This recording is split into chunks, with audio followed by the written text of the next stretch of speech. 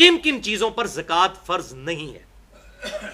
تو وہی اسٹینڈرڈ حدیث بخاری اور مسلم کی متفق علیہ حدیث، بخاری میں 1464، مسلم میں 2273، کہ مسلمان کے گھوڑے اور غلام کے اوپر زکوٰۃ نہیں ہے. ضروریات اصلیہ کی جو چیزیں ہیں اس پر زکوٰۃ نہیں ہے.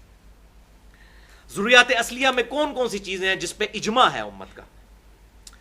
رہائش والا مکان، گاڑی، قیمتی سے قیمتی گھڑی، کمپیوٹر، قیمتی موبائل. اسی طریقے سے اگر کسی کے پاس کوئی ڈیکوریشن پیس ہے، اگر اس کی نیت نہیں ہے اس کو بیچنے کی، ویسے اس نے ڈیکوریشن کے طور پہ رکھا ہوا ہے، ہیرے کا بنا ہوا ہے، پلاٹینیم کا ہے، اس پہ کوئی زکوٰۃ نہیں.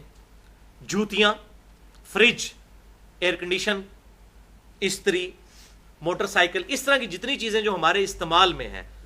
اب آج کل میں نے دیکھا کچھ مولوی بیٹھ کے کہتے ہیں جی یہ حضور کے زمانے میں فریج تو نہیں تھا لہذا اس کی بھی زکوٰۃ دیں. خدا کے لیے آج کے دور کے اعتبار سے دیکھا جائے گا کہ اس وقت لوگوں کا رہن سہن کیا ہے. پھر لوگ کہتے ہیں جی فلاں کے پاس تو فریج بھی ہے، اس کے پاس موٹر سائیکل بھی ہے، تو اس پہ تو زکوٰۃ نہیں لگتی. او بھائی کیوں نہیں لگتی زکوٰۃ؟ آج کل کی تو بیسک نیڈز ہیں. اگر وہ غریب ہے، چاہے اس کے پاس موٹر سائیکل بھی ہے، زکوٰۃ لگے گی اس کے اوپر، اگر وہ اس معاملے میں وہ آگے میں بتا بھی دے تو انشاءاللہ.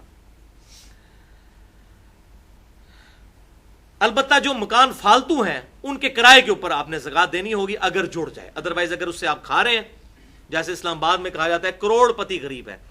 اسلام آباد کے بارے میں مشہور ہے کروڑ پتی غریب، یعنی ان کے پاس 1.5-2 کروڑ روپے کی کوٹھی ہوتی ہے، ایک پورشن میں خود لے رہے ہوتے ہیں، دوسرے پورشن سے 30-40 ہزار روپے کرایہ آ رہا ہوتا ہے، اس کرایے سے وہ کھا رہے ہوتے ہیں، ان کا کوئی سورس آف انکم نہیں ہوتا. تو وہ کروڑ پتی غریب، کروڑوں کے مالک ہیں لیکن غریب ہیں، اسی کرایے سے کھا رہے ہوتے ہیں.